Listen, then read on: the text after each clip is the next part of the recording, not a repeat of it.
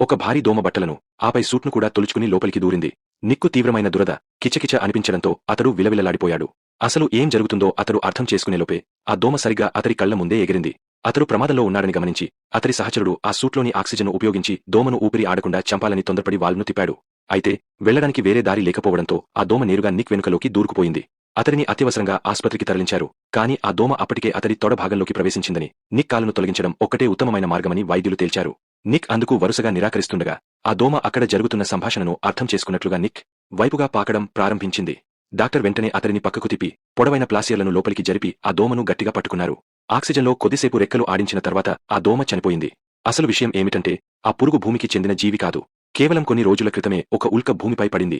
కేవలం కొన్ని గంటల వ్యవధిలోనే ఆ ఉల్క చుట్టూ మునుపెన్నడూ చూడని కొత్త జీవులు పరిణామం చెంది సమీపంలో నివసిస్తున్న మనుషులపై దాడులు చేయడం ప్రారంభించాయి. ఆపరేషన్ పూర్తయిన తర్వాత నిక్ ల్యాబ్కు తిరిగి వచ్చాడు. అక్కడ అతడి సహచరుడు ఒక నీలిరంగు సంచి పట్టుకుని తలుపు వద్ద వేచి ఉండటాన్ని చూశాడు. ఆ సంచిలో ఆ శవం ఉంది.